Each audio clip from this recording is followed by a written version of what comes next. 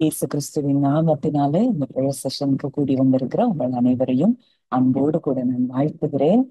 கடந்த ஒவ்வொரு நாட்களும் ஒவ்வொரு பிரேயர் செஷன்லயும் தேவன் நம்மோடு கூட இடைப்பட்டு நம்ம எப்படி இருக்கணும், எப்படி திங்க் பண்ணணும், கிறிஸ்துவை போல நம்ம எப்படி யோசிக்கணும், இதெல்லாம் நம்ம தியானித்து கொண்டு இருக்கிறோம்.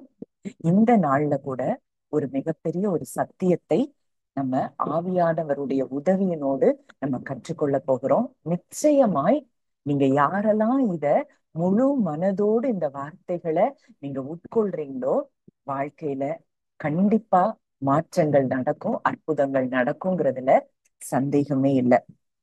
நம்ம தொடர்ந்து பார்த்துட்டே இருக்கிற காரியம் என்னன்னா, நம்முடைய ஆழ் மனதை குறித்து நம்ம பார்க்கிறோம். அதாவது இருதயம்.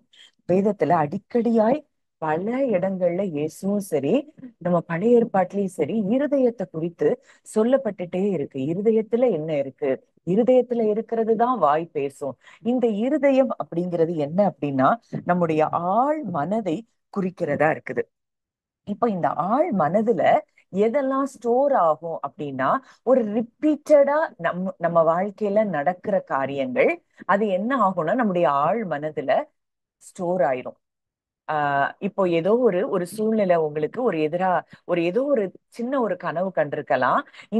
அந்த மாதிரி ஒரு கனவு கண்ட உடனே உங்க வாழ்க்கையில ஒரு காரியம் சம்பவித்திருக்கலாம். அதே போல ரிப்பீட்டடா வரும்போது உங்களுக்கு அப்படி ஒரு கனவு வந்த உடனே ஆட்டோமேட்டிக்காவே உங்களுக்கு என்ன வரும்னா, அதாவது அந்த நிகழ்வு சந்தோஷமா இருந்தா சந்தோஷமா ஃபீல் பண்ணுவீங்க, இல்லைன்னா பயத்தை உணர ஆரம்பிப்பீங்க. அப்போ ஒரு ரிப்பீட்டடா என்ன காரியங்கள் எல்லாம் நம்ம வாழ்க்கையில நடக்குதோ அது எல்லாமே எங்க ஸ்டோர் ஆகும்? சப்கான்சியஸ் மைண்ட்ல. நம்மையும் அறியாம நமக்குள்ள இருந்து அது பயமோ கவலையோ சந்தோஷமோ அது நம்ம உணர்வுகள்ல வெளிப்பட ஆரம்பிக்கும். அடுத்ததா சப்கான்சியஸ்ல என்ன ஸ்டோர் ஆகும் அப்படின்னு பார்த்தோம்னா, எமோஷனலான காரியங்கள். இப்போ ஏதோ ஒரு வார்த்தை இல்ல ஏதோ ஒரு சூழ்நிலை உங்களுக்கு பயத்தையோ இல்ல கவலையையோ இல்ல சந்தோஷத்தையோ அது கொடுத்திருக்குது அப்படின்னா, அந்த எமோஷனலோட எமோஷனா நீங்க ஃபீல் பண்றீங்க, அந்த ஃபீலிங்கோட ஒரு தாட் உங்களுக்கு இருக்குதுன்னா அது எல்லாமே எங்க ஸ்டோர் ஆகும்னா சப்கான்சியஸ் மைண்ட்ல ஸ்டோர் ஆகும். இப்போ பேதுருவுக்கு நம்ம பாக்குறோம், அங்க அந்த 3 தரம் இயேசு கிறிஸ்துவை அவன் மறுதலிக்கிறத நம்ம பார்க்கிறோம். அப்போ அந்த 3 அப்படின்னு வரும்போதே அவனுடைய இருதயம் என்ன இருக்குன்னா, அந்த சப்கான்சியஸ் மைண்ட்ல அந்த 3ங்கிற வார்த்தையை கேட்டாலே அவனுக்குள்ள ஒரு ஒரு கவலை வருது, ஒரு சோர்வு வருது. இதை அறிந்துதான் இயேசு கிறிஸ்து அன்றைக்கு ஒவ்வொரு காரியத்திலையும் அவன் வாழ்க்கையில 3ஐ வைத்து அவர் செய்கிறத பார்க்கிறோம். 3 முறை பேதுரு கிட்ட உயிர் தெழுந்த பிறகு நீ என்னை நேசிக்கிறாயா அப்படின்னு கேக்குறாரு. அந்த 3000 பேர் ரட்சிக்கப்படுறாங்க. அவனுடைய வாழ்க்கையில அந்த 3ங்கிற காரியம் அவனுக்கு ஒரு நாளும் என்ன செய்யக்கூடாது, கவலைய கொண்டு வரக்கூடாதுங்கிறத அங்க இயேசு கிறிஸ்து அவன் வாழ்க்கையில அங்க செயல்பட்டதை நம்ம பார்க்கிறோம். அப்போ இப்படி நமக்கு ஒவ்வொருத்தருக்கும் ஒவ்வொரு காரியம் நம்ம ஆழ் மனதுல அந்த எமோஷனோட சேர்ந்து ஒரு தாட் வரும்போது அது எங்க இப்ப ரெக்கார்ட் ஆகுது அப்படின்னா நம்முடைய ஆழ் மனதுல, நம்முடைய இருதயத்துல. அதாவது மைண்ட் வேற, ஹார்ட் வேற. மைண்டுங்கிறது மூளையில இருந்து யோசிக்கிற ஒரு காரியம், சிந்திக்கிற ஒரு காரியம். இது அப்பப்ப நடக்கிற காரியங்களை அது ஸ்டோர் பண்ணும். ரொம்ப டீப்பான பல வருஷங்களுக்கு முன்னாடி நமக்கு ஒரு 4 வயசுல 5 வயசுல 6 வயசுல நடந்த காரியங்கள் கூட எங்க ஸ்டோர் ஆயிருக்கும் அப்படின்னா நம்ம ஆழ் மனதுல, நம்முடைய இருதயத்துல ஸ்டோர் ஆயிருக்கும். சில விஷயங்களை நம்ம ரொம்ப நம்புவோம், அதுவும் எங்க ஸ்டோர் ஆயிருக்கும்னா ஆழ் மனதுல ஸ்டோர் ஆகும். இப்போ பொதுவா மற்ற புறஜாதி மக்கள், ஏன் கிறிஸ்தவர்கள் கூட சிலர்லாம் என்ன செய்யறாங்க, சகுனம் பாக்குறாங்க. பூனை குறுக்க வந்துட்டா இப்படி நடக்கும். இதெல்லாம் இவங்க ஆழ் மனதுல பதிஞ்சிருக்கும். இவங்களையும் அறியாம ஒரு பூனை தாண்டி போயிருச்சு அப்படின்னா இவங்க ஆழ் மனதுல நம்பின அந்த காரியங்கள் இவங்களுக்கு என்னதை கொண்டு வரும்னா பயத்தை கொண்டு வரும். அப்போ இது எல்லாமே எங்க இருக்கு, ஸ்டோர் ஆயிருக்கு அப்படின்னா ஆழ் மனதுல அவங்க கிறிஸ்துவை ஏற்றுக்கொண்டிருப்பாங்க. எல்லாமே அவருக்குள்ள அந்நிய பாஷை பேசலாம், எல்லாம் செய்யலாம். ஆனா ஆழ் மனதுல இந்த காரியங்கள் என்ன செய்யல, மாறாம இருக்கும்போது இது கூட நமக்கு என்னதை கொண்டு வரும்? பயத்தை கொண்டு வரும். அப்போ ஒருவனுடைய இருதயத்தின் நினைவு எப்படியோ அப்படியே அவன் இருக்கிறான். அப்போ இருதயம் அந்த ரிப்பீட்டட் தாட்ஸை என்ன செய்யுது? ஸ்டோர் பண்ணுது. அது அது தனக்கு அவன் யாரா இருக்கிறான்ங்கிறத புரியுற வரைக்கும் மற்றவங்க சொல்ற ஐடென்டிட்டியில தான் அந்த இருதயம் வாழ ஆரம்பிக்கிறது. லூக்கா 6:45 பார்க்கிறோம், நல்ல மனுஷன் தன் இருதயமாகிய நல்ல பொக்கிஷத்திலிருந்து நல்லதை எடுத்து காட்டுகிறான், பொல்லாத மனுஷன் தன் இருதயமாகிய பொல்லாத பொக்கிஷத்திலிருந்து பொல்லாததை எடுத்து காட்டுகிறான். இருதயத்தின் நிறைவினால் அவனவன் வாய் பேசும். அப்போ இந்த நல்ல மனுஷன் அப்படிங்கிறவன் யார் அப்படின்னா, அடுத்த வசனம் சொல்லுது, என்னை ஆண்டவரே ஆண்டவரே என்று நீங்கள் சொல்லியும் நான் சொல்லுகிறபடி நீங்கள் செய்யாமல் போகிறது என்ன? என்ன ஆண்டவரேன்னு சொல்றீங்க, ஆனா நான் சொன்னதை செய்யல. அப்ப நான் சொன்னதை செய்யறவங்க தான் யாரு? நல்ல மனுஷன். அப்போ என்னிடத்தில் வந்து என் வார்த்தைகளை கேட்டு அவைகளின்படி செய்கிறவன் யாருக்கு ஒப்பாயிருக்கிறான் என்று உங்களுக்கு காண்பிப்பேன். அப்போ என்கிட்ட வந்து என் வார்த்தைகளை கேட்டு அவைகளை கை கொள்ளுகிறவன் யாருக்கு ஒப்பாயிருப்பான்? ஆழமாய் தோண்டி கற்பாறையின் மேல் அஸ்திபாரம் போட்டு வீடு கட்டுகிற மனுஷனுக்கு ஒப்பாயிருக்கிறான். பெருவெள்ளம் வந்து நீரோட்டம் அந்த வீட்டின் மேல் மோதியும் அதை அசைக்க கூடாமல் போயிற்று. ஏனென்றால் அது கன்மலையின் மேல் அஸ்திபாரம் போடப்பட்டிருந்தது. அப்போ அவருடைய வார்த்தைகளை கேட்டு அவைகளின்படி செய்கிறவன் தான் யாரு? நல்ல மனுஷன். அந்த நல்ல மனுஷன் அவருடைய வார்த்தைகளை கேட்டு அவைகளின்படி செய்கிறவன் கற்பாறையில அஸ்திபாரம் போட்டிருக்கிறானாம். கிறிஸ்துவாகிய அந்த கற்பாறையின் மேல அஸ்திபாரம் போடப்பட்டிருக்கிறவனுடைய வார்த்தை என்ன சொல்லுது? அதுக்கு மட்டும்தான் நான் கீழ்ப்படிவேன்னு சொல்லி எந்த ஒரு மனிதன் அந்த கற்பாறையில அஸ்திபாரம் போட்டிருக்கிறானோ, உலகத்துல என்ன காரியம் அவனுக்கு எதிராக வந்தாலும் அது அவனை என்ன செய்ய முடியாது? அசைக்கவே முடியாது.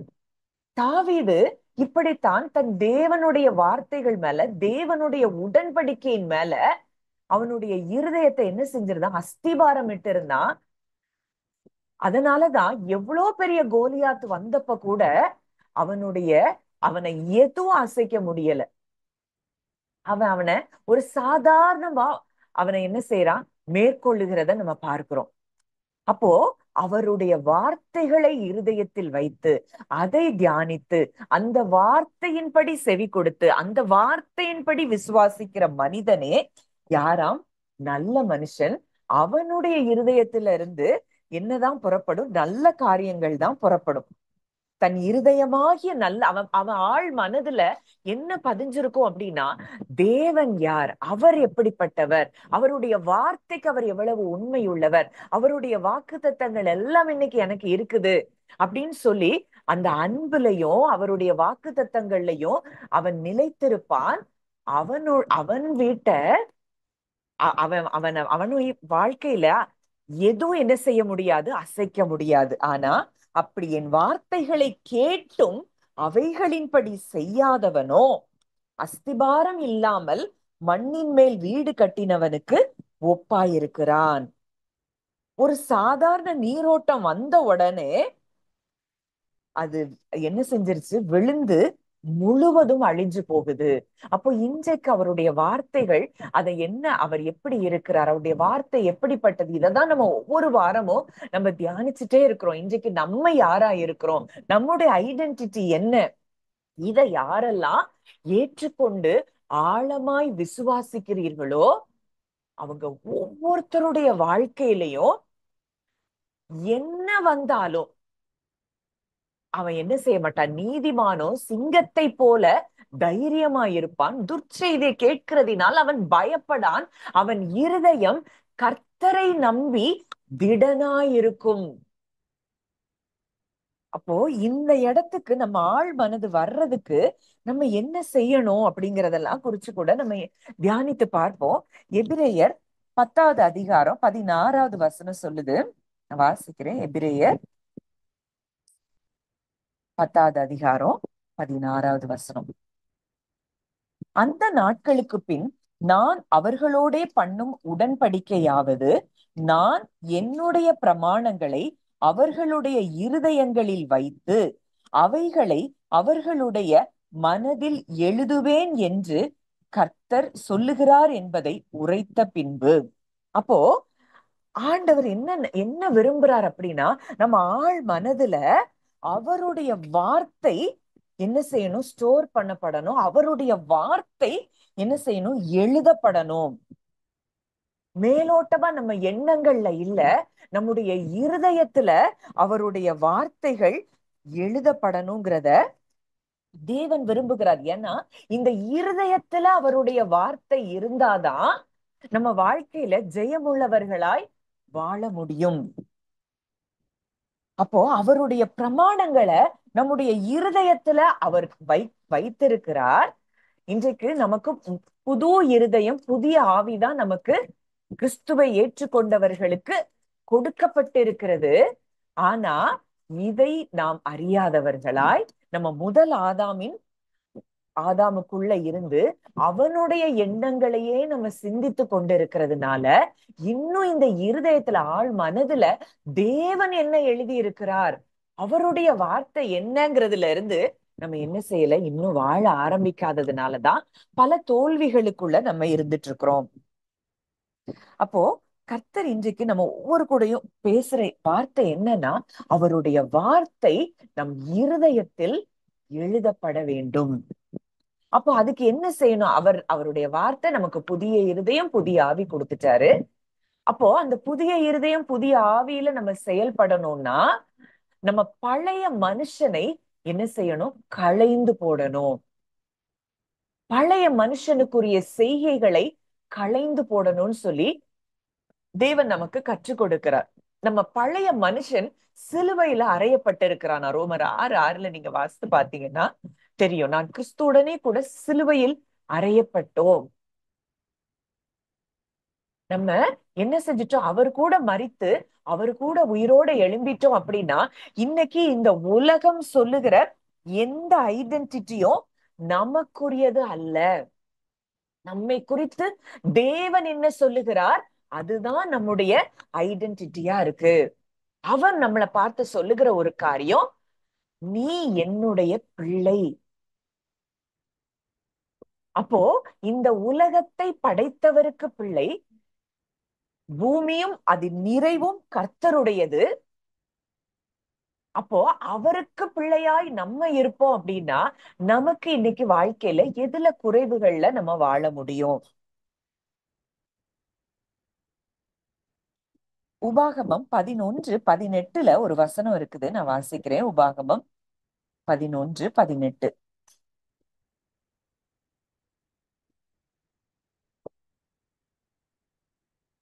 19வது வசனம், நீங்கள் என் வார்த்தைகளை உங்கள் இருதயத்திலும் உங்கள் ஆத்துமாவிலும் பதித்து அவைகளை உங்கள் கையின் மேல் அடையாளமாக கட்டி உங்கள் கண்களின் நடுவே ஞாபக குறியாக வைத்து அவைகளை உங்கள் பிள்ளைகளுக்கு உபதேசித்து நீங்கள் வீட்டில் உட்கார்ந்திருக்கிற போதும், வழியில் நடக்கிற போதும், படுத்துக் கொள்ளுகிற போதும், எழுந்திருக்கிற போதும் அவைகளை குறித்து பேசுவீர்களாக. அவைகளை உங்கள் வீட்டு நிலைகளிலும் உங்கள் வாசல்களிலும் எழுதுவீர்களாக. அப்போ ஆண்டவர் இங்க சொல்றாரு, அங்க இஸ்ரவேல் ஜனங்களுக்கு அங்க என்ன சொல்றாரு? என் வார்த்தைகளை இருதயத்திலும் ஆத்துமாவிலும் பதித்து. இப்ப இன்னைக்கு எந்த வார்த்தைகளை நம்ம இருதயத்துல ஆத்துமாவில பதித்து இருக்கிறோம், இத பொறுத்துதான் நம்ம வாழ்க்கை வெற்றியா இருக்குதா தோல்வியா இருக்குதாங்கிறது நம்ம பார்க்க முடியும். இன்றைக்கு அவருடைய வார்த்தைகளை நம்ம இருதயத்திலையும் ஆத்துமாவிலையும் பதித்து அது நம்ம அடையாளமா நம்ம கண்களின் நடுவே ஞாபக குறியா இருந்து நம்ம பிள்ளைகளுக்கு உபதேசித்து நம்ம வீட்டுல உட்கார்ந்து இருக்கும் போதும், வழியில நடக்கும் போதும், படுத்து கொள்ளுகிற போதும், எழுந்திருக்கிற போதும் அதையே குறிச்சு பேசணும் அப்படின்னா நம்ம ஆழ் மனது முழுவதும் அவருடைய வார்த்தையினால் நாம் நிரம்பி இருப்போம். இதனாலதான் யோசுவாக்கு அங்க சொல்றாரு, இந்த நியாயப்பிரமாண புஸ்தகத்துல சொல்லி இருக்கிற வார்த்தை நீ என்ன செய், இரவும் பகலும் அவைகளை நீ தியானித்து கொண்டிரு. நீ உன் மக்களை பார்க்காத, நீ அதுல என்ன சொல்லி இருக்குது அதை நீ தியானித்து கொண்டிரு. அப்பொழுது உன் வழியை வாய்க்க பண்ணுவாய், அப்பொழுது நீ புத்திமானாயும் நடந்து கொள்ளுவாய். இன்றைக்கு எதை நம்ம தியானிக்கிறோங்கிறதுலதான் நம்ம வாழ்க்கையின் வெற்றி அடங்கி இருக்கிறத நம்ம பார்க்கிறோம். இப்போ இஸ்ரவேல் மக்கள், இப்போ நம்ம இத குறிச்சு நம்ம பார்த்தோம். இன்னைக்கு ஒரு அருமையான ஒரு சாட்சியையும், இந்த ஆள் மனதுல மாற்றம் ஏற்பட்ட பிறகு ஒரு பெண்ணினுடைய வாழ்க்கையில எவ்வளவு பெரிய மாற்றங்கள் உண்டாகிறது அப்படிங்கிறத அந்த அந்த சாட்சியையும் நம்ம தியானித்து பார்ப்போம். இப்போ இந்த ரிப்பீட்டட் மெசேஜஸ், அதாவது எதையாவது நம்ம கேட்டுட்டே இருக்கிறோம், எதையாவது நம்ம பேசிட்டே இருக்கோம், எதையாவது நம்ம திங்க் பண்ணிட்டே இருக்கிறோம் அப்படின்னா இது நம்முடைய ஆள் மனதுல பதியுது. இப்ப உதாரணத்துக்கு இந்த இஸ்ரவேல் மக்கள் என்ன சொல்லிட்டே இருக்கிறாங்க, நாங்கள் அவர்களுடைய பார்வைக்கு வெட்டுக்கிளிகளை போல இருக்கிறோம். இது அவங்க மைண்ட் ஃபுல்லா அவங்க இருதயத்துல பதிஞ்சிட்டு, அவங்க பெருசா இருக்காங்க, நம்ம வெட்டுக்கிளிகளை போல இருக்கிறோம். அப்போ இந்த எண்ணம் அவங்க ஆள் மனதுல எதை விதைச்சிச்சு அப்படின்னா பயத்தை விதைத்து விட்டது. நம்ம இருதயத்துல என்ன விதைக்கிறோமோ அதுதான் வளரும். அப்போ அவங்க ஆண்டவர் சொல்றாரு, நான் உனக்கு கானான் தேசத்தை கொடுத்துட்டேங்கிறாரு. ஆனா இவங்களை எப்படி பார்க்கிறாங்க, வெட்டுக்கிளிகளை போல பார்க்கிறாங்க. இவங்க என்ன செய்யல, ஆள் மனதுல அவருடைய வார்த்தையை பதிக்காதபடி அவங்க என்ன பாக்குறாங்களோ, அவங்க என்ன கேக்குறாங்களோ அதுதான் அவங்களுக்கு வாழ்க்கையாய் மாறி அதையே சொல்லிட்டு இருக்கிறாங்க. அங்க பயம் வருது, பயம் விசுவாசத்தை அங்க தடுத்து விட்டது. விசுவாசம் இல்லைன்னா நம்ம என்ன செய்ய முடியாது, எதையும் சுதந்திரிக்க முடியாது. விசுவாசம் இல்லாமல் தேவனுக்கு பிரியமாய் இருப்பது கூடாத காரியம். நம்முடைய விசுவாசமே உலகத்தை ஜெயிக்கிற ஜெயம். இது இந்த ரிப்பீட்டட் மெசேஜஸ் இப்ப என்ன செய்யுது, ஆழ் மனதுல ஸ்டோர் ஆகுது. ஒவ்வொரு முறையும் அவங்களுக்கு என்ன வருது, அந்த சந்தேகமும் அந்த பயமும் தான். இந்த இஸ்ரவேல் ஜனங்கள் அவங்க வெளியில வந்ததுல இருந்தே அப்படிதான் இருக்காங்க. அத்தனை தூரம் அத்தனை வாதைகள் அவங்க பாக்குறாங்க. அற்புதமாய் தேவன் அவங்களை செங்கடல் எல்லாம் தாண்டி வெளியே கொண்டு வந்திருக்கிறார். பார்வோன் சேனை அங்க மூழ்கடிக்கப்பட்டிருக்குது. இத்தனை அற்புதங்களை பார்த்து கூட இவங்க இருதயத்துல இந்த காரியங்கள் பதியல. ஆனா 2 பேருக்கு மட்டும் பதியுது, யோசுவாவுக்கும் காலேபுக்கும் மாத்திரம். அவங்க எவ்வளவு பெரிய தேவன், நம்ம தேவன்கிறத அவங்க இருதயத்துல ஆழ் மனதுல அதை தியானித்து கொண்டிருந்தபடியினால அவங்களுக்கு அந்த கானான் தேசத்தை சுதந்திரிக்கிறது அது எளிதாய் அவங்க பாக்குறாங்க. இன்றைக்கு நம்ம வாழ்க்கையில எதெல்லாம் பெருசா பாக்குறோமோ அங்க எல்லா இடத்துலயும் ஆழ் மனதுல நம்ம எதை பார்க்கிறோம்னா தேவனை சிறியதாய் பார்க்கிறோம், பிரச்சனைகளை பெருசா பார்க்கிறோம், அவரை மட்டுப்படுத்துகிறோம், அவருடைய வல்லமையை என்ன செய்யறோம், நம்ம மட்டுப்படுத்துறோம். அடுத்ததா இப்போ சில எமோஷனல் மெசேஜஸ், அதாவது நமக்கு சந்தோஷத்தை, பயத்தை, நம்பிக்கைய ஏதாவது ஒரு வகையில நமக்கு ஒரு எமோஷன் அதுல கனெக்டடா இருந்ததுன்னா அங்க என்ன வருது, அங்க அந்த தாட்ஸ் நம்ம ஆழ் மனதுல ஸ்டோர் ஆகுது. இப்போ தாவீது அவன் சிங்கத்துக்கு மேலையும் கரடியையும் அவன் என்ன செஞ்சிருக்கிறான், ஜெயம் எடுத்திருக்கிறான். சிங்கத்தை பீறி அவன் கொன்று போட்டிருக்கிறான், கரடிய கொன்று போட்டிருக்கிறான். அப்போ இது அவன் மனதுல ஆழ் மனதுல என் தேவன் என் கூட இருக்கிறாருன்னா இந்த கோலியாத்து அத மாதிரி ஒன்றாதான் இருக்கிறான் அப்படிங்கிறது அவனுக்கு ஆழ் மனதுல அது ஒரு நம்பிக்கை கொடுக்கக்கூடிய ஒரு விஷயமாய் அவன் வாழ்க்கையில அந்த சிங்கத்தையும் கரடியும் கொன்ற விஷயம் அவன் ஆழ் மனதுல பதிந்திருந்தபடியினால அவன் தேவனுடைய உடன்படிக்கையும் குறித்து ஆழ் மனதுல தியானித்து தியானித்து அந்த காரியங்கள் அவன் இருதயத்துல பதிந்திருந்தபடியினால அவன் என்ன செய்யல, பயப்படவே இல்லை. அவன் தைரியமா அங்க போறத பார்க்கிறோம். அப்போ எதெல்லாம் நம்பிக்கை கொடுக்கக்கூடிய நினைவுகளா இருக்குதோ அது எல்லாம், அது எமோஷனலா நம்ம அதுல அட்டாச் ஆகும்போது அது ஆழ் மனதுல நமக்கு பதிகிற காரியமா இருக்குது. பயத்தை கொடுக்கிற காரியமா இருந்தாலும் சரி, நம்பிக்கையை கொடுக்கிற காரியமா இருந்தாலும் சரி, இல்ல எக்ஸ்ட்ரீம் ஒரு ஜாய நம்ம ஃபீல் பண்ணோம் அப்படின்னாலும் அதுவும் நம்ம சப்கான்சியஸ் மைண்ட்ல ஸ்டோர் ஆகும். நீங்க சில நேரங்கள்ல சில வாசனைகள் கூட நமக்கு சில மெமரிஸ நம்ம ரிட்ரீவ் பண்ணும். ஏன்னா அந்த வாசனைய நீங்க முகர்ந்து பார்க்கும் போது ஏதோ ஒரு எமோஷனலா அந்த இடத்துல ஒரு காரியம் நடந்திருக்கும், அது உடனடியா உங்களுக்கு ஞாபகத்துக்கு வரும். அப்போ ஆண்டவருடைய வார்த்தைய நம்ம சப்கான்சியஸ் மைண்ட்ல அதையே பிக்சரைஸ் பண்ணி பார்த்து, அதையே விஷுவலைஸ் பண்ணி பார்த்து, அதையே திங்க் பண்ணி, அதையே பேசிட்டு இருந்தோம் அப்படின்னா நம்மையும் அறியாமல் அவருடைய வார்த்தை நம்மளை வழி நடத்துகிறத பார்க்க முடியும். இன்னைக்கு ஒரு சின்ன சின்ன சின்ன காரியத்துல கூட நம்ம பயப்படுறோம், சோர்ந்து போறோம், கவலைப்படுறோம் அப்படின்னா அவருடைய வார்த்தை இன்னும் நம்ம இருதயத்துல என்ன செய்யல, ஆழமாய் பதிக்கப்படல. ஆண்டவர் சொல்றாரு, என் வார்த்தைகளின் படி கேட்டு அவைகளின் படி செய்கிறவன் அவனை ஒன்றும் அசைக்க முடியாது. என்ன வந்தாலும் அந்த வீடு என்ன செய்யாதான், சேதப்படாது. நம்ம சேதப்பட மாட்டோம். ஆனா பயத்துக்கும் திகிலுக்கும் நம்ம இருதயத்தில இருந்து எழும்புகிற அந்த முதல் ஆதாமின் சத்தத்துக்கும் நம்ம பயப்பட்டு நம்ம திகில்குள்ளேயும் கலக்கங்களுக்குள்ளேயும் போகும்போதுதான் நம்ம வாழ்க்கையில தோல்விகளை நம்ம பார்க்கிறோம். அப்போ மற்றவர்களுடைய வார்த்தைகள் சில நேரங்கள்ல நம்ம ஐடென்டிட்டியே கொஸ்டின் பண்ணுது.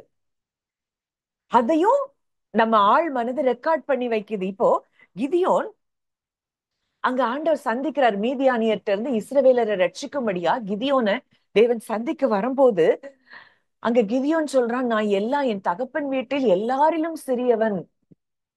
அவன் ஆள் மனதுல அவனை குறிச்ச ஐடென்டிட்டி என்ன இருக்கு? எனக்கு ஒண்ணும் கிடையாது, நான் எப்படி இந்த ஜனங்களை போய் நான் மேற்கொள்ள முடியும்?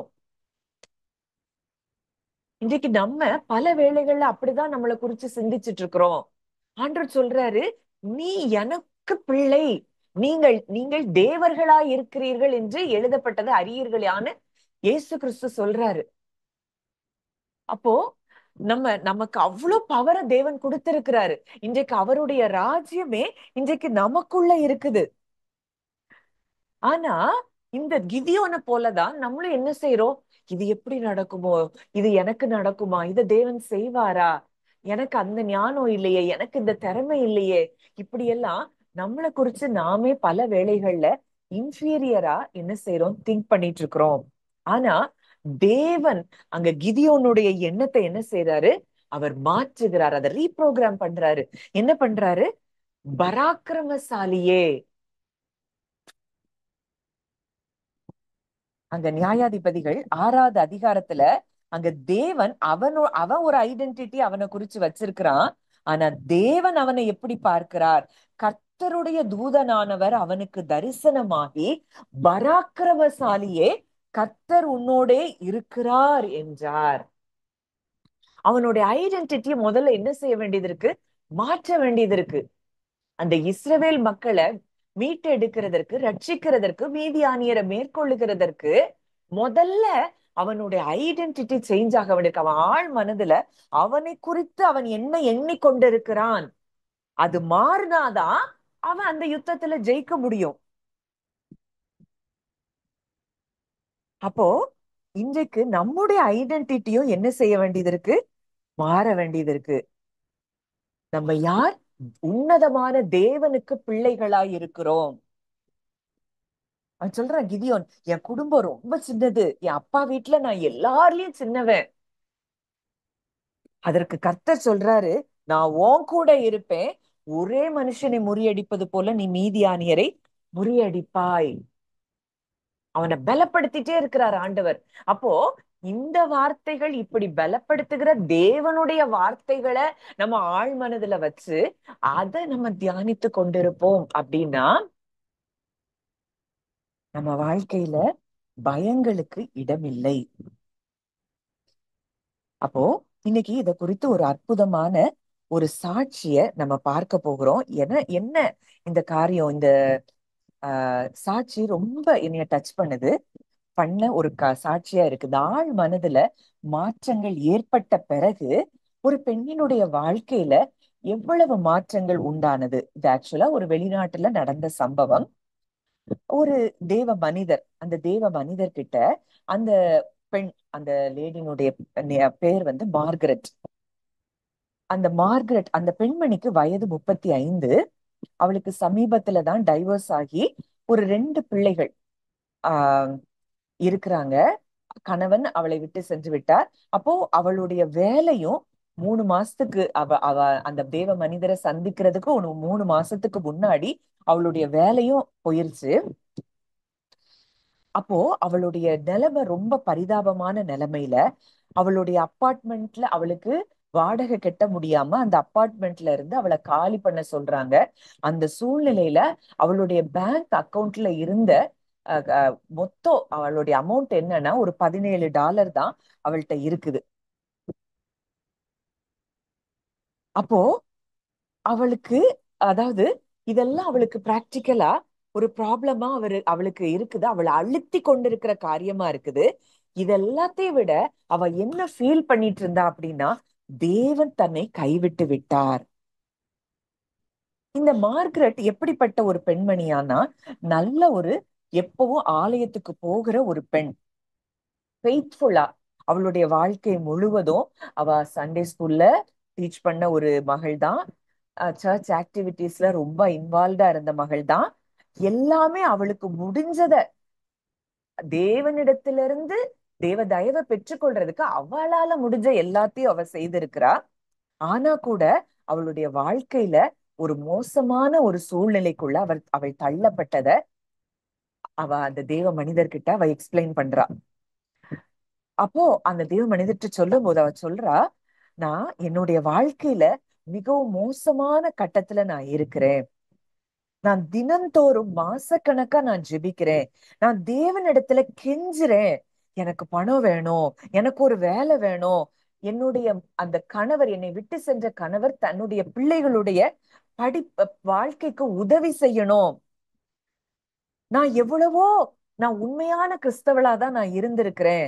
நான் இன்னும் சர்ச்சுக்கு அதிகமா கொடுக்கணும்னு விரும்புறேன். இன்னும் ஜெபிக்கணும்னு விரும்புறேன். ஆனா இது எதுவுமே, இவ்ளோ கெஞ்சி கேக்குறேன். ஆனா எனக்கு எதுவுமே நடக்கல.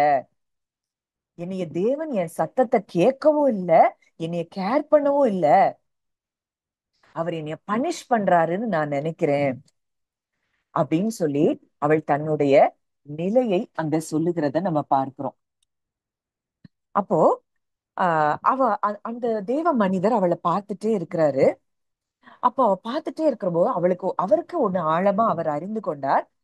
அவ பயங்கரமான ஒரு மிஸ் அண்டர்ஸ்டாண்டிங்ல இருக்கிறதை அவர் புரிந்து கொண்டாள். அவ ஒரு ஒரு பயங்கரமான ஒரு வலைக்குள்ள சிக்கி இருக்கிறத அவ மைண்ட், அந்த சப்கான்சியஸ் மைண்ட்ல அவள் மாட்டிக்கொண்டு இருக்கிறத அவர் புரிந்து கொண்டார். ஒரு ஸ்பிரிச்சுவல் பாண்டேஜ்ல பல வருஷங்களா இருக்கிறத அவர் அறிந்து அறிந்து கொண்டார். அது என்ன பாண்டேஜ் அப்படி அப்படின்னா, அவ எதை பிலீவ் பண்றான்னா, அவள் தேவனை விட்டு தான் பிரிந்து இருக்கிறோம்.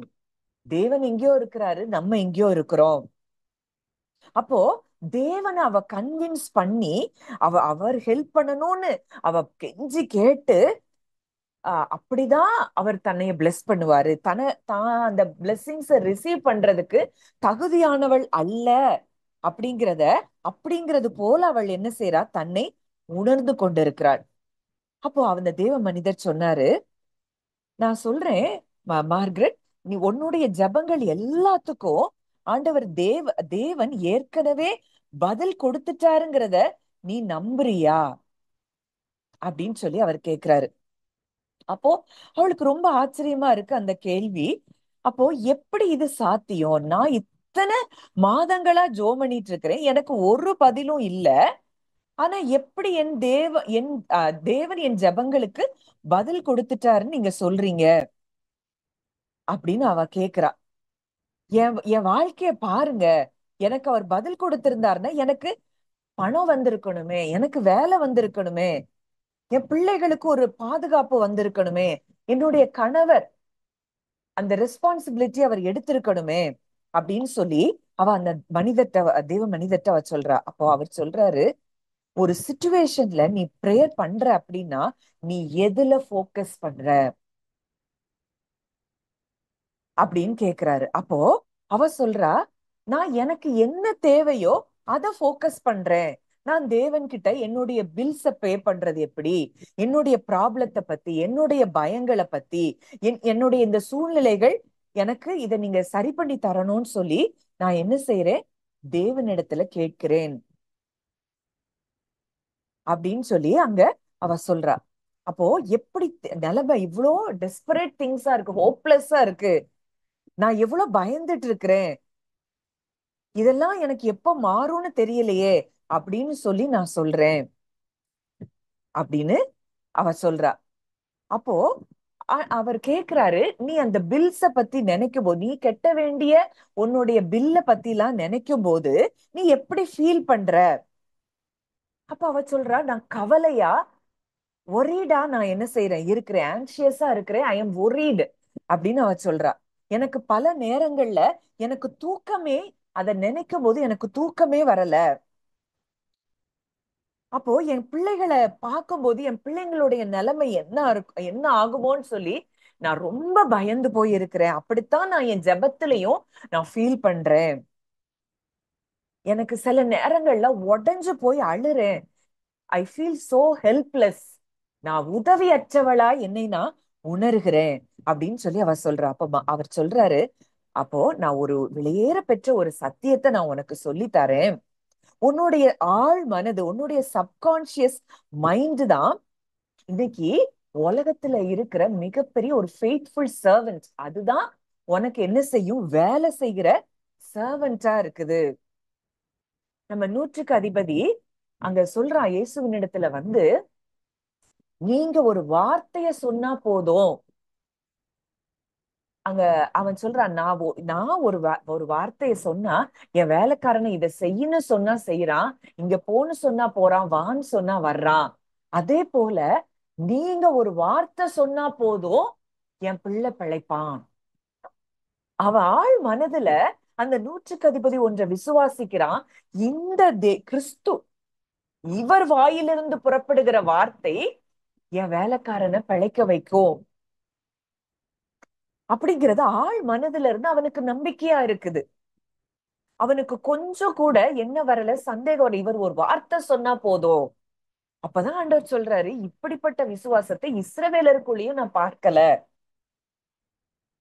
அதே போல இன்றைக்கு அந்த ஆள் மனதுதான் உனக்கு எப்படி இருக்கு, ஒரு ஃபெய்த்ஃபுல் சர்வெண்டா இருக்குது. அந்த ஆள் மனது என்ன செய்யாது, நீ என்னெல்லாம் நீ அதுக்குள்ள நீ வைக்கிறியோ அத கேள்வியே கேட்காது, அது ஆர்கியூவே பண்ணாது. நீ என்னெல்லாம் உன்னுடைய எமோஷன்ஸ்ல இருந்து நீ உன் ஆள் மனதுல ஸ்டோர் பண்றியோ அது எல்லாம் ஸ்டோர் ஆயிட்டே தான் இருக்கும். இப்ப பல மாதங்களா நீ உன் ஆள் மனதுல எதை ஸ்டோர் பண்ணிட்டு இருக்கிற அப்படின்னா, உன்னுடைய குறைவை பயத்தோட நீ ஸ்டோர் பண்ணிட்டே இருக்கிற. உன்னுடைய ஆள் மனது அதை என்ன செய்யுது, ஃபெய்த்ஃபுல்லா அதை உள்வாங்கி வச்சுட்டே இருக்குது. இத சொல்லிட்டே இருக்கும்போது அவ அவ அவர் சொல்றத அவளால உள்வாங்கவும் முடியல. ஒரு கன்ஃபியூஸ்ட் ஸ்டேஜ்ல அவ இருக்கிறா. அப்போ அவர் தொடர்ந்து சொல்றாரு, உன்னுடைய சப்கான்சியஸ் மைண்டுக்கு எனி லாங்குவேஜ், அது இங்கிலீஷோ எந்த ஹியூமன் லாங்குவேஜையோ அதை அண்டர்ஸ்டாண்ட் பண்ணாது. அது it only understands the language of feeling. நீ என்ன ஃபீல் பண்ற, நீ என்ன எமோஷன்ஸ்ல இருக்கிற, நீ என்ன மென்டல் இமேஜஸ நீ பார்த்துட்டே இருக்கிற, இததான் உன்னுடைய ஆழ் மனது ஸ்டோர் பண்ணும். இப்போ நீ உன்னுடைய பில்லுக்காக நீ ஜெபிக்கிற. ஆனா ஜெபிக்கும் போது நீ எப்படி ஜெபிக்கிற, கவலையோட இருக்கிற, ஆங்ஷியஸா நீ இருக்கிற. உன்னுடைய சப்கான்சியஸ் இத கேட்கவே கேட்காது. அதாவது உன்னுடைய சப்கான்சியஸ் என்ன சொல்லு, அதாவது நீ என்னுடைய பில் பே பண்றதுக்கு எனக்கு உதவி செய்யுங்க அப்படின்னு நீ சொல்ற சத்தத்தை உன்னுடைய ஆழ் மனது கேட்கவே கேட்காது. உன்னுடைய ஆழ் மனதுல நான் பணத்தை குறித்து நான் கவலையா இருக்கிறேன். அப்போ அது இன்னும் மேலும் மேலும் ஆங்ஷியஸ் சிச்சுவேஷன்ஸ் தான் அது என்ன செய்து உன் வாழ்க்கையில உருவாக்கி கொண்டே இருக்கிறது. உன்னுடைய பிள்ளைகளை குறிச்சு நீ நினைக்கும் போது, ஐயோ என் பிள்ளைகளுக்கு சாப்பாடு கூட கொடுக்க முடியாத நிலைமை வந்துருமோ அப்படிங்கறது உன்னுடைய ஆழ் மனதுல நீ பதிச்சு வச்சிருக்கிற. நீ ஜெபிக்கும் போதும் நீ அந்த உணர்வு தான் உனக்கு இருக்குதே தவிர, உன்னுடைய போக்கஸ் எங்க போகல? தேவன் மேல போகல. ஆனா ஒரு சத்தியத்தை உனக்கு சொல்லி தரேன். அதே அந்த சப்கான்சியஸ் மைண்ட், நீ அது உண்மையா உனக்கு வேலை செய்யற ஒரு சர்வன்ட். நீ என்னதெல்லாம் உள்ள கொண்டு போறியோ அதை எல்லாத்தையும் அழகா அது என்ன செய்யும்? சேவ் பண்ணி வைக்கும்.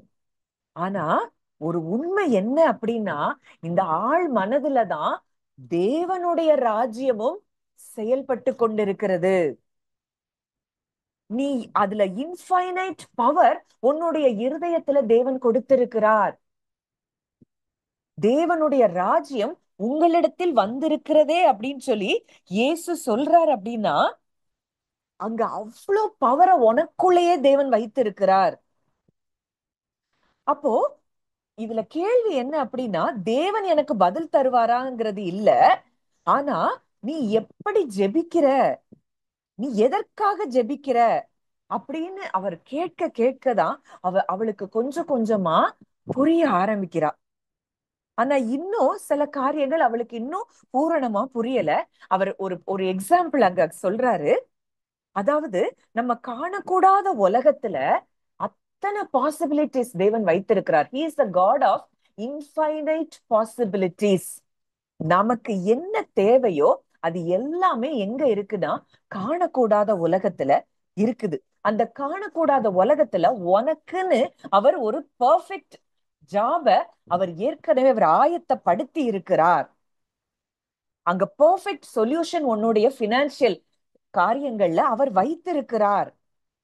உன்னுடைய பிள்ளைகளுக்கு ஒரு பெர்ஃபெக்ட் லிவிங் சிச்சுவேஷனை அவர் இன்விசிபிள் ரெல்ம், காணக்கூடாத உலகத்துல அவர் வைத்திருக்கிறார்.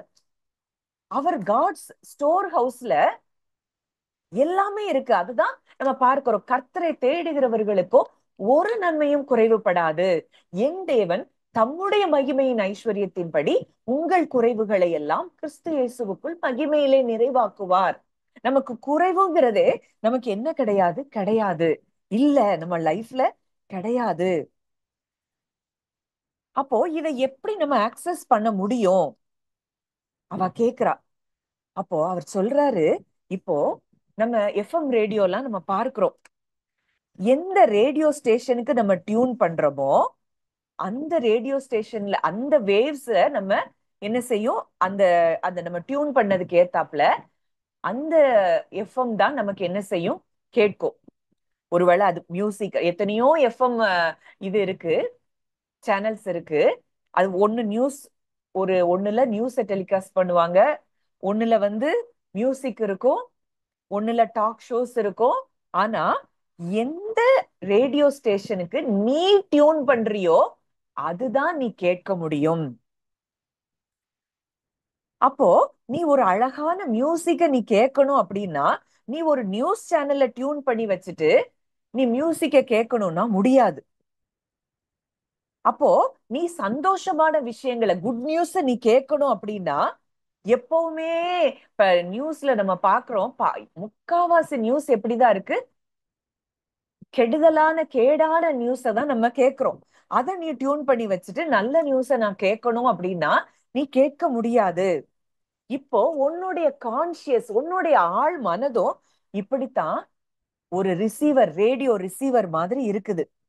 நீ என்ன ஃப்ரீக்குவன்சிக்கு நீ அதை டியூன் பண்றியோ அது உன் வாழ்க்கையில நடக்கும். இப்போ கான்ஸ்டன்டா நீ உன்னுடைய கவலையிலையும் உன்னுடைய குறைவுலையும் உன்னுடைய பயத்திலையுமே நீ இருந்த அப்படின்னா நீ அதை தான் உன் வாழ்க்கையில என்ன செய்வ? ரிசீவ் பண்ணுவ. ஆனா நீ எப்போ உன்னுடைய அந்த ரேடியோ நீ டியூன் பண்ணும்போது கான்ஸ்டன்டா எப்பவும் நீ நன்றி நிறைந்த இருதயத்தோடு, my God is a God of abundance, நீ அந்த தேவன் அவர் எப்படி அவர் பரிபூரணமாய் நமக்கு நாம் அனுபவிக்கிறதற்கு சம்பூர்ணமாய் கொடுக்கிற தேவனா. அப்போ நம்ம அனுபவிக்கிறதுக்கு சம்பூர்ணமாய் கொடுக்கிற தேவன். அந்த தேவனை நீ பார்த்து அவர் மேல நம்பிக்கை வச்சு உன்னுடைய டியூனிங் எங்க இருக்கணும் இதுல இருக்கும்போது நீ மேனிஃபெஸ்டேஷனை பார்க்க ஆரம்பிப்ப. இப்ப இத சொல்ல சொல்ல அவ அப்படியே அமைதியா கேட்டுட்டே இருக்கிறா. அப்போ இதை எப்படி நான் இந்த ஸ்டேஷனுக்கு என்ன நான் மாத்த முடியும், நான் எப்படி இதுக்கு டியூன் பண்ண முடியும், இந்த டிஃப்ரெண்ட் ஃப்ரீக்வன்சிக்கு நான் எப்படி என்ன டியூன் பண்ண முடியும் அப்படின்னு சொல்லும் போது அவர் சொல்லி கொடுத்த காரியம், நீ தேவன் கிட்ட எனக்கு அது வேணும் இது வேணும் அப்படின்னு எவ்வளவோ நாள் கேட்டுட்ட, இனி அப்படி இல்லாதபடி நீ என்ன செய்ய போற, நன்றி சொல்ல போற. இதுதான் பவுல் சொல்றாரு, நீங்கள் ஒன்றுக்கும் கவலைப்படாமல் எல்லாவற்றையும் குறித்த உங்கள் விண்ணப்பங்களை ஸ்தோத்திரத்தோடு கூடிய ஜெபத்தினாலும் வேண்டுதலினாலும் தேவனுக்கு தெரியப்படுத்துங்கள். அப்போ ஸ்தோத்திரத்தோடு கூடிய ஜெபம்னா என்ன? உன்னை கேட்டுட்டு, அப்பா இத நீங்க எனக்கு தந்துட்டீங்க, அந்த அதாவது அந்த ரெல்ம், இன்விசிபிள் ரெல்மை, இன்ஃபைனைட் பாசிபிலிட்டிஸ் இருக்கிற ரெல்ம். அப்போ அந்த உன்னுடைய பிரச்சனைய நீ பயத்துல இருந்து நீ அத அத போராடாதபடி உனக்கு விசுவாசத்தின் மூலம் நீ உனக்கு கிடைக்க போற பதில்களை பாரு. ஒவ்வொரு நாளும் காலையில எழும்புன உடனே எப்பவுமே அவ ஜெபிக்கிற ஜெபம், ஆண்டவரே எனக்கு ஒரு வேலை வேணும், நான் ஹோப்லெஸ்ஸா இருக்கு, நான் பயமா இருக்கு அப்படிங்கிறத சொல்றத விட்டுட்டு, அப்பா நீங்க எனக்கு ஒரு பெர்ஃபெக்ட் ஜாப நீங்க கொடுத்துட்டீங்க, என்னுடைய டேலண்ட பயன்படுத்துகிற மாதிரி ஒரு வேலை, எனக்கு முந்தி இருந்ததை காட்டிலும் நல்ல சம்பளத்துல நீங்க எனக்கு ஒரு வேலையை கொடுத்துட்டீங்க, அது எனக்கு சந்தோஷத்தை கொடுக்கக்கூடிய ஒரு வேலையா நீங்க கொடுத்துட்டீங்க, எனக்கு கூட அங்க வேலை பார்க்கிற எல்லாரும் என்னுடைய எம்ப்ளாயர்ஸ், என்னைய வேலைக்கு வைத்திருக்கிற அந்த ஓனர் எல்லாருமே என்னை அப்ரிஷியேட் பண்றத நான் பார்க்கிறேன், என் பிள்ளைகளுக்கு நீங்க நல்ல பினான்சியல் செக்யூரிட்டிய நீங்க கொடுத்துட்டீங்க அப்படின்னு சொல்லி நீ நன்றி அறிதலோட நீ ஜெபம் பண்ண ஆரம்பி. எனக்கு பணம் வேணும், அது வேணும் இது வேணும்னு உன் பயத்துல இருந்து நீ ஜெபிக்கிற வரைக்கும் உன் சப்கான்சியஸ் மைண்ட் நீ என்ன சொல்லுதோ அதுலதான் நீ டியூன் ஆயிட்டே இருக்கிற. ஆனா உன்னுடைய ஸ்டேஷனை இப்ப திருப்பி தேவன் யார், அவர் எவ்வளவு அவர் எவ்வளவு பெரியவர், அவர் எவ்வளவு ஹீஸ் த காட் ஆஃப் அபண்டன்ஸ்ங்கிறத நீ அறிஞ்சு நீ அவருக்கு நன்றி செலுத்த ஆரம்பி. என் கைகள்ல தாராளமா பணம் வருகிறதையும், என் பிள்ளைகள் எங்கெங்கெல்லாமோ அன்எக்ஸ்பெக்டட் சோர்சஸ்ல இருந்தெல்லாம் எனக்கு பணம் வருக எனக்கு நீங்க தர்றீங்க, அதற்காக நன்றி அப்பா அப்படின்னு நீ சொல்லு. ஏன்னா நம்ம ஒவ்வொருவருக்கும், தேவனுடைய பிள்ளைகளாய் பிறந்த நம் ஒவ்வொருவருக்கும் ஆபிரகாமின் ஆசீர்வாதம் தான். ஏன்னா இது நமக்கு பர்த் ரைட், பிறப்புரிமையாய் தேவன் நமக்கு கொடுத்திருக்கிறார். அப்போ இதை எப்ப நம்ம நன்றி நிறைந்த இருதயத்துல இருந்து அவர்கிட்ட, அப்பா நீங்க எனக்கு என் தேவைகளை நீங்க சந்திச்சிட்டீங்க, உமக்கு நன்றின்னு சொல்லி அந்த சந்தோஷத்தின் நிறைவுல இருந்து நன்றி செலுத்த ஆரம்பிக்கிறோமோ, அப்ப நம்முடைய உன்னுடைய வாழ்க்கையின் சூழ்நிலைகள் மாறும் அப்படின்னு சொல்லி அவர் சொல்றாரு. முதல்ல அவளுக்கு அது கொஞ்சம் வித்தியாசமா இருந்தது. அப்போ அவ சொல்றா, அது நான் பொய் நான் அப்படி நன்றி செலுத்த ஆரம்பிச்சேன்னா அது பொய் சொல்றது போல இல்லையா அப்படின்னு கேக்குறார். அப்ப அவர் சொல்றாரு, நீ இயேசு சொல்றாரு, நீங்கள் ஜெபிக்கும் போது எவைகளை கேட்பீர்களோ அவைகளை பெற்றுக்கொள்வோம். ஒரு இடத்துல பெற்றுக்கொள்ளும், தட் யூ ஆல்ரெடி ரிசீவ்டு. அப்போ என்று விசுவாசியுங்கள் அப்படிங்கிறாரு. அப்ப விசுவாசம் அப்படிங்கிறது என்ன? எப்படி பெற்றுக்கொண்டோன்னு விசுவாசிக்க முடியும்? அந்த சந்தோஷத்துலதான் நம்ம காட்ட முடியும். அத இமேஜினேஷன்ல அதை பார்த்து அத சந்தோஷத்துல நம்ம வெளிப்படுத்தும் போது அந்த காரியம் அது நமக்குரியதாய் மாறுகிறது. அது ஏதோ ஃபியூச்சர்ல கிடைக்கிறது இல்ல, நமக்கு கிடைச்சிட்டுங்கிற இருதயம், நம்ம கேட்ட உடனே தேவன் அதை நமக்கு தந்து விட்டாருங்கிற அந்த நன்றி நிறைந்த இருதயத்தோடு நம்ம அவர்கிட்ட தேங்க் பண்ணும்போது அந்த நம்முடைய இருதயம் தான் முதல்ல என்ன செய்யணும், இந்த சப்கான்சியஸ் மைண்ட்ல இருக்கிற பயம் கவலை இது எல்லாம் போகணும். இதெல்லாம் மாறி நம்ம அவரை தேங்க் பண்ண ஆரம்பிக்கும் போது அங்க அற்புதமான மாற்றங்கள் நடக்கிறத நம்ம பார்க்க முடியும். இந்த பெண்ணினுடைய வாழ்க்கையிலயும் அதுதான் நடந்ததை நம்ம பார்க்கிறோம். எதெல்லாம் உனக்கு தேவையோ அது எல்லாமே ஏற்கனவே தேவன் உனக்காக ஆயத்தப்படுத்தி இருக்கிறார். நீ இன்னைக்கு ஒரு புது வேலையை போய் ஆயத்தப்படுத்த வேண்டியது இல்ல. இன்னைக்கு நீ சாப்பிடுற ஆகாரத்தை அவர் என்னைக்கோ உனக்கு ஆயத்தப்படுத்தி இருக்கிறாரு. அதே போல உனக்கு என்ன வேலை தேவை, அத நீ அவர் கொடுத்திருக்கிறாரு, அதை ரெக்கக்னைஸ் பண்ணி அதை அக்செப்ட் பண்றதுதான் உன்னுடைய வேலை. அப்போ உண்மையாய் நீ உன்னுடைய உள்ளத்தின் ஆழத்திலிருந்து நீ அவருக்கு நன்றி செலுத்தும் போது அது பொய் சொல்லுவது கிடையாது. நீ அந்த ஹையர் ஃப்ரீக்வன்சிக்கு உன்னைய டியூன் பண்றன்னு அர்த்தம். அடுத்தது அவர் சொல்லி கொடுக்கிற உன்னுடைய ஒவ்வொரு எண்ணங்களையும் நீ எப்படி அதுக்கு அட்டென்ஷன் கொடுக்கணும். எப்பெல்லாம் அவ அவ மணிய பத்தி ஒரி பண்றாளோ உடனே அவளுடைய இருதயம் தானாகவே அந்த அபண்டன்ஸ்க்கு நேராய் திரும்பும்படியாய் அவளுக்கு அவர் அதை சொல்லி கொடுக்கிறாரு. ஃபியூச்சரை குறிச்சு எப்பெல்லாம் அவளுக்கு பயம் வருதோ உடனே நீ சொல்ல வேண்டிய காரியம் இருதயத்துக்கு, I am God's beloved child, எனக்கு எல்லாமே நன்மையாகத்தான் என் வாழ்க்கையில முடியும் அப்படின்னு நீ சொல்லு அப்படின்னு சொல்லி அவர் சொல்லி கொடுத்திருக்கிறாரு. அவர்தான் அன்பே உருவான தேவன். He is the abundant God, perfect provision. எல்லாம் அவர் மூலமாய் நமக்கு கிடைக்கிறத நம்ம பார்க்கிறோம்.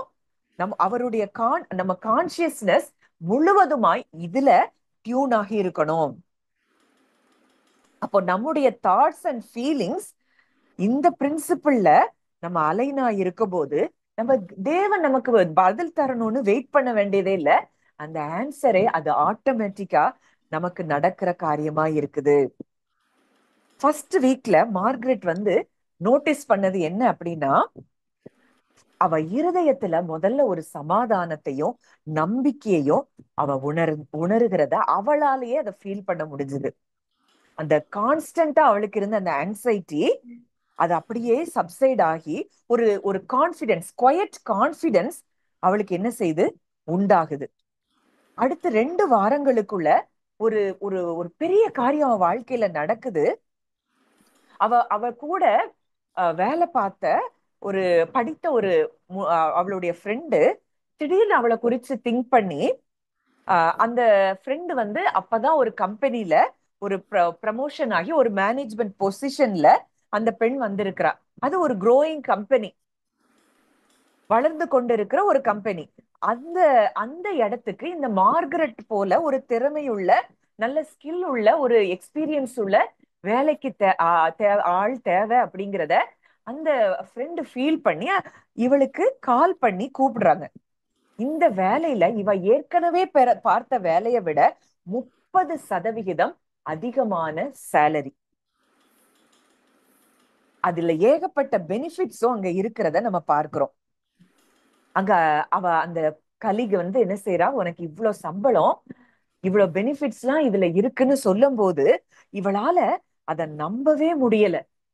நான் ஒண்ணுமே செய்யல, அந்த எந்த கம்பெனிக்கும் அப்ளை கூட பண்ணல, ஆனா என்னைய தேடி எனக்கு இப்படி ஒரு வேலை வந்திருக்குதுன்னு சொல்லி அங்க அவர்கிட்ட என்ன செய்யறா, அந்த தேவ மனிதர்கிட்ட அவ பகிர்ந்து கொள்ளுகிறா. ஆனா அதுதான் அவளுக்கு ஒரு பிகினிங்கா இருந்தது. ஒரு மாதத்துக்குள்ள அவளுடைய கணவர், அந்த டைவர்ஸ் பண்ணிட்டு போன அந்த கணவர் வாலண்டரியா அவரே என்ன செய்யறாரு, தன் பிள்ளைகளுக்கு தேவையான பணங்களை அவர் அனுப்ப ஆரம்பிக்கிறாரு.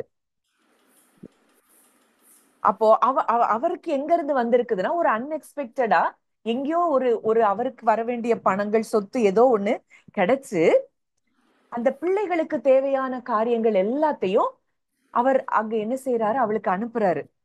3 மாதத்துக்குள்ளேயே மார்கரெட் நல்ல ஒரு பணத்தை அவ சேமித்து ஒரு நல்ல அழகான ஒரு அப்பார்ட்மெண்ட்டுக்கு அவ என்ன செய்யறா, மூவ் ஆயிட்டா. அந்த அவ அந்த இருக்கிற அப்பார்ட்மெண்ட் பக்கத்துல நல்ல ஸ்கூல்ஸ் அவ பிள்ளைகள் பக்கத்திலே இருக்கும்படியா அப்படிப்பட்ட காரியங்கள் எல்லாம் அவ வாழ்க்கையில நடக்குது. இதெல்லாம் அவளுக்கு நடக்க நடக்க அவளுக்கு ஒண்ணு ஆழமா புரிஞ்சுட்டா, தேவன் தன்னுடைய வாழ்க்கையில எதையும் செய்ய வல்லவர். இப்போ இங்க இவளுக்குள்ள நடந்த மாற்றங்கள் இவளுடைய சூழ்நிலைகளை மாற்றுகிறத நம்ம பார்க்கிறோம். அப்போ இன்றைக்கு இந்த ஆள் மனதுல தேவனையும் அவருடைய வார்த்தைகளுக்கு நேராக நம்ம டியூன் பண்றோமா, இல்ல எதற்கு நேராய் நம்ம நம்ம இருதயத்தை டியூன் பண்ணி வச்சிருக்கிறோம்? இந்த நாவு தான் மரணமும் ஜீவனும் நாவின் அதிகாரத்துல இருக்குதுன்னு சொல்லுது. இந்த நாவுங்கிறது இந்த எக்ஸ்டர்னல் டங்கு கிடையாது. நம்ம இருதயத்துக்கு ஒரு நாவு இருக்கு. இந்த இருதயம் நமக்கு ஒண்ணு சொல்லிட்டே இருக்கு. இந்த இருதயம் எதுல டியூன் ஆயிருக்குதோ அததான் பேசும். அததான் நம்ம எக்ஸ்டர்னல் டங்கும் பேசுது. இருதயத்தின் நிறைவினால் வாய் பேசும். அப்போ ஆண்டவர் சொல்றாரு, ஜீவனையும் உனக்கு முன்னாடி வச்சிருக்கிறேன், மரணத்தையும் முன்னாடி வச்சிருக்கிறேன், நீ ஜீவனை தெரிந்து கொள். அப்போ நம்ம எதை தெரிந்து கொள்றோமோ அதை பொறுத்துதான் நம்முடைய வாழ்க்கை. அப்போ அவ கண்ணீரோட அவர்கிட்ட ஷேர் பண்றா, எனக்கு இப்படி என் வாழ்க்கையில நன்மைகள் நடக்கும், என் வாழ்க்கையில இவ்வளவு சந்தோஷம் உண்டாகும்னு சொல்லி நான் நினைச்சே பார்க்கல. அப்போ இதுல என்ன நடந்திருக்கு அப்படின்னா, நீங்க மார்னிங் மெடிடேஷன் பிரேயருக்கு வந்தவங்களுக்கு தெரியும். அதாவது நம்ம எல்லாருமே ஒண்ணுல பாதிக்கப்படுறோம். நமக்கு என்ன வந்துருது, அப்பப்போ அம்னீஷியா, மறந்து போயிடுறோம். நம்ம யாரு, நம்ம ஐடென்டிட்டி என்ன, நமக்குள்ள தேவன் இன்றைக்கு எப்படி இருக்கிறார், கிறிஸ்து நமக்குள்ள இருக்கிறாரு, அவருடைய ராஜ்யம் இன்னைக்கு நமக்குள்ள இருக்குது, நமக்கு தேவையான அனைத்தையும் நம் தகப்பன் ஏற்கனவே நமக்கு ஆயத்தப்படுத்தி இருக்கிறார் அப்படின்னு சொல்லி அந்த சந்தோஷத்திலிருந்து நம்ம எப்போ அவரை பெற்றுக்கொண்டது போல நம்ம அவருக்கு தேங்க் பண்ணி அவரை மகிமைப்படுத்தி அவரை பெருசா பார்க்கிறோமோ, இந்த காரியங்கள் இதெல்லாம் தானாய் நடக்கும். அப்ப அந்த ட்ரூத்துக்கு அவ அவேக்கன் ஆன உடனே அவ அவ அது வரைக்கும் ஒரு மறதியில தான் இருந்தா. அவளுக்கு தெரியல தான் யாருங்கிறத அவ அறியல. பல வருஷமா அவ ஆலயத்துக்கு போயிட்டு தான் இருந்தா. உண்மையான ஒரு கிறிஸ்தவ பெண்மணியா தான் அவ வாழ்ந்தா. ஆனா கூட அந்த டியூனிங் வேற ஸ்டேஷன்லயே இருந்தபடினால அவ சுதந்திரிக்க முடியாமல் இருந்தாள். ஜெயம் கொள்ளுகிறவன் எல்லாவற்றையும் சுதந்திரித்துக் கொள்ளுவான். ஜெயம் கொள்ளுகிறவன் யார்? விசுவாசிக்கிறவன். நம்முடைய விசுவாசமே உலகத்தை ஜெயிக்கிற ஜெயம். விசுவாசிக்கிறவன் பதறான். இன்னைக்கு இந்த இடத்துல நம்ம ஹார்ட் டியூன் ஆகணும் அப்படின்னா நம்ம செய்ய வேண்டியது அவருடைய வார்த்தையிலேயே நம்ம வாழ்வதுதான். அவருடைய வார்த்தையில நம்ம எவ்வளவு தூரத்துக்கு வாழ்றோமோ அவ்வளவு தூரத்துக்கு நம்ம வாழ்க்கை ஜெயம் உள்ளதா இருக்கும்.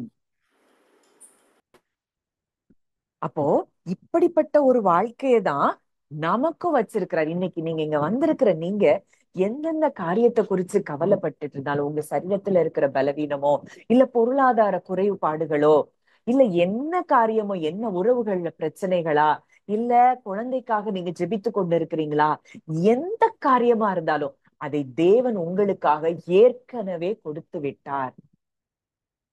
இத ஆழ் மனதுல சந்தோஷத்தோட நீங்க ஃபீல் பண்ணி எக்ஸ்பீரியன்ஸ் பண்ணி நீங்க அதை பிக்சரைஸ் பண்ணி நீங்க எப்படி அதை பெற்றுக்கொண்டா நீங்க எப்படி சந்தோஷப்படுவீங்களோ அந்த சந்தோஷத்துல இருந்து நீங்க நன்றி செலுத்த ஆரம்பிக்கும் போது நிச்சயமாய் அவைகளை நாம் என்ன செய்ய முடியும், சுதந்திரிக்க முடியும்.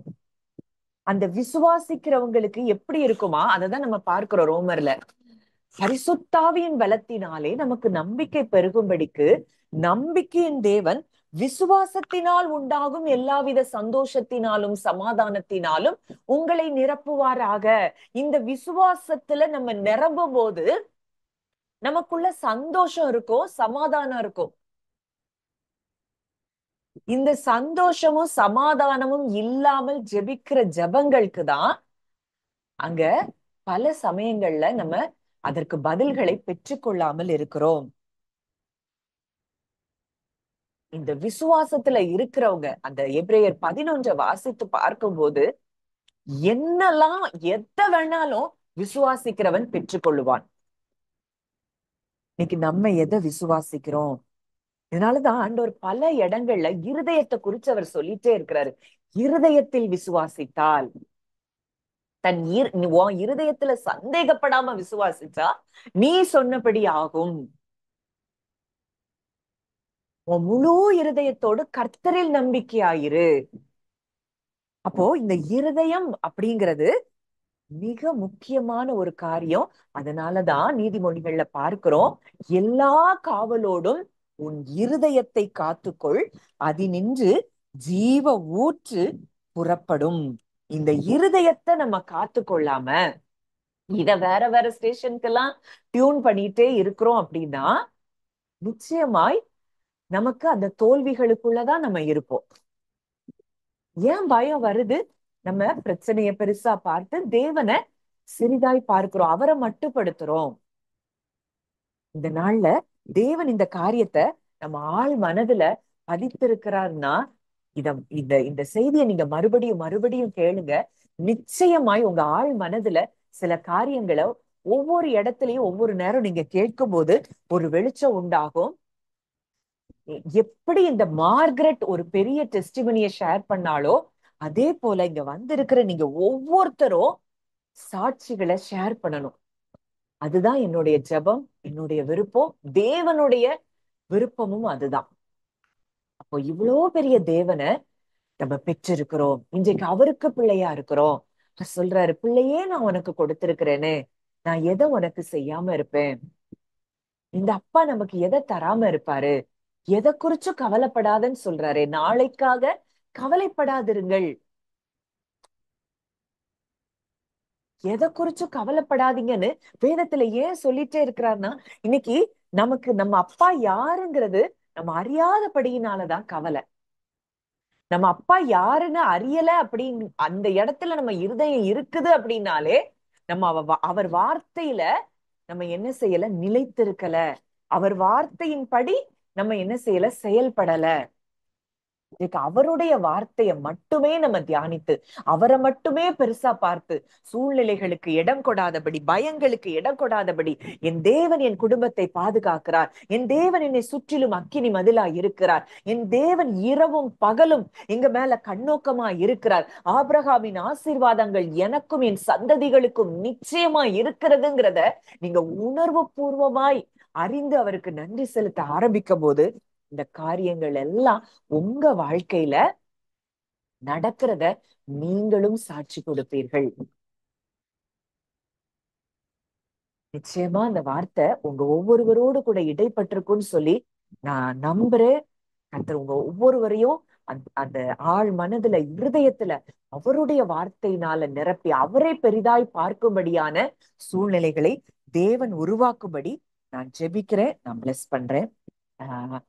ப்ரேயர் செஷன் நம்ம இப்போ இருக்குது. நம்ம எதுவும் ப்ரேயர் ரெக்வஸ்ட் இருந்தா சொல்லலாம். நம்ம எல்லாரும் சேர்ந்து இன்றைக்கு நன்றி நிறைந்த இருதயத்தோடு நம்ம ஜெபிக்க போறோம்.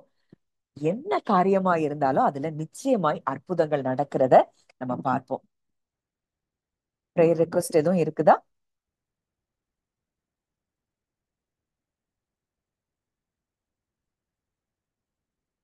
வேற எதுவும் டவுட்ஸ் எதுவும் இருந்தாலும் நீங்க கேட்கலாம்.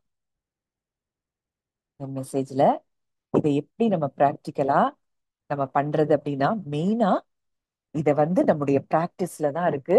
அவருடைய நம்ம தான் டியூன் பண்ணிட்டே இருக்கணும். நம்ம டியூனிங் வேற எங்கேயோ போகுது அப்படின்னாலே உடனடியா அவருடைய வார்த்தைக்கு நேராய் நம்ம இருதயத்தை என்ன செய்யணும், டியூன் பண்ணணும். இந்த இடத்துக்கு நம்ம வரும்போது நிச்சயமாய் தேவன் நம்முடைய வாழ்க்கையில மகத்துவமான காரியங்களை செய்கிறத நம்ம பார்க்க முடியும்.